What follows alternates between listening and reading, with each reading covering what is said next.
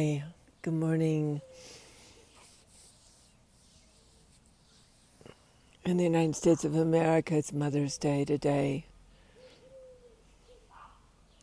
Seems like everything we have celebrated ritualistically or linearly has a deeper meaning now than it did before. Like there seems to be something that is going into our deep, deep roots, the deeper roots, even beyond our language and our thinking. I would call them states of being. This is Esme. She's 12 feet tall. She's my mother dragon. On my right is Yolanda, which you can't see, her daughter. And on my left is Oshin, her boy. So I think today I'm going to dedicate my mini immersion with you to the dragon energy within all of us. It has a lot to do with what's bringing Sandra and the quantum bioengineering team to Ireland, and I'm grateful. We're in this return to the where our heart and the heart of the planet and the heart of the cosmos are coming back together.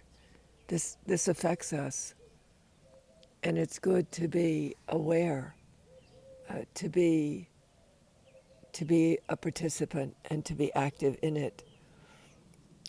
Some of you don't know me, but those of you that do know that I only come to Ireland or do anything that is a quantum at a quantum moment in time, because the leverage, the power, the capacity to dedicate a moment in time, in this case 2 days, it's because there's this unifying point that is happening between the cosmos and the planet and our bodies.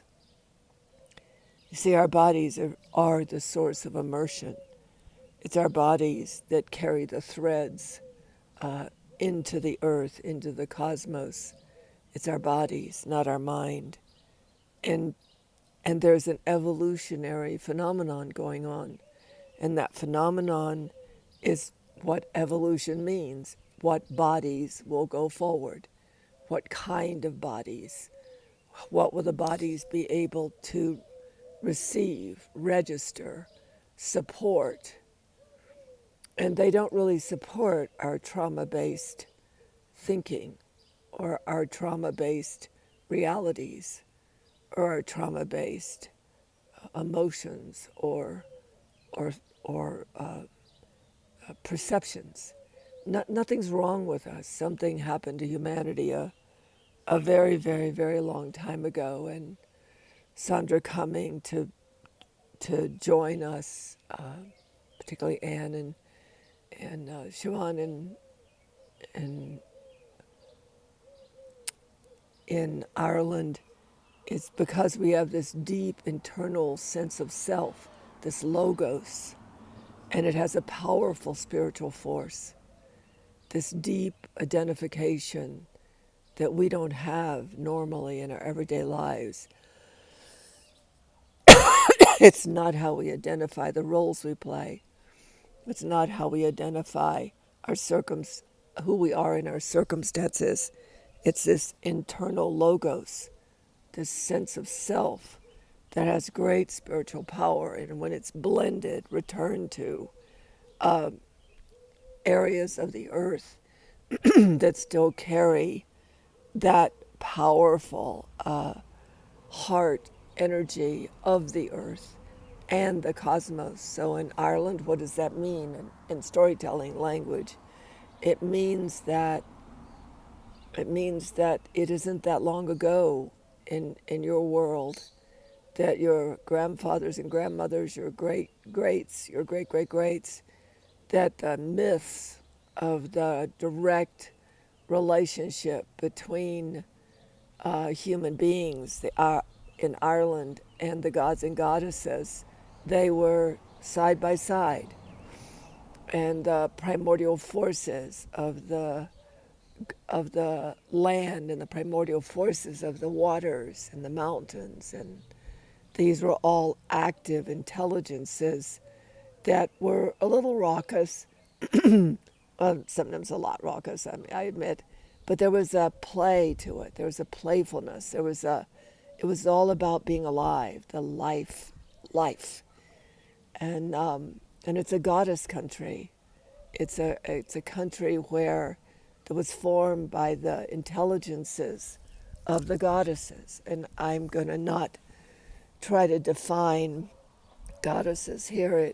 It basically means life, the ability to enjoy life in the face of its giving and taking of life, the ability to thrive in birth and thrive in death and thrive in the everyday.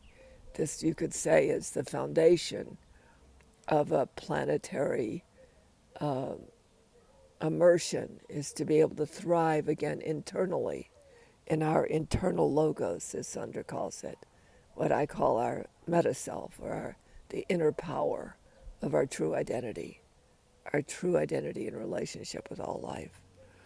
So I thought this morning I would, in my own manner, the Tantra Maat manner of activation, that I would put us into an activation. So those of you that are watching this or now or watching it later, you can exit stage left or stage right if you don't feel yourself called to start to activate what she calls the star of the heart. By the way, I don't know what that is in description, but what I do know is the work I've done with her and the results I've seen in the field of Tantra Maat, that she doesn't talk about something that she doesn't deliver on, and she delivers. And and her technology deliver beyond the present perception of our human mind, because mostly we're paying attention. Here comes a plane. Mostly we're paying attention to recovering from trauma. We're not paying attention to, oh my goodness, who are we in the scheme of things? Who are we as part of the planet and part of the cosmos? And what is that identity, and what are its forces and capacities? What are our quantum natures? So I'm going to just slide this into an activity of activation, and I'm going to tell you a story, greatest type of activation born to humankind. So when I was in Ireland, I was there almost every year, sometimes three times a year, for a long time. The land called me, the waters called me. I entered into a great mystery. I hope you can hear me in the face of the airplane. I entered into a great mystery. It's in my book, An Irish Tale of a Modern Mystic, all of the story of it. But one particular story in a conversation in one of Maru, she's a teacher for Sandra, also part of the field of Tantra Maat, and we do a class with her to train in quantum, our ability to move and be active and to impact the physical reality in a quantum manner. That's the short version. And C, who was the artist in An Irish Tale of a Modern Mystic, all these synchronicities start to happen. And Ireland is her beloved home. That anything that has waters, and so of course she's living here in the desert, but we are her halfway house here in Albuquerque. But what's so beautiful is that she shared with Maru this Tantra, or shared with me, Tantra, do you remember when you were ordered to bring the stones home? And what happened was I had been in Ireland and had been doing vision quests, and I was on a plane, sound asleep, flying over the Atlantic Ocean, and all of a sudden this booming voice shouts at me, bring the stones home. And it's so loud and so piercing and so demanding, I wake up shouting, everybody's asleep in the plane, what the F do you mean?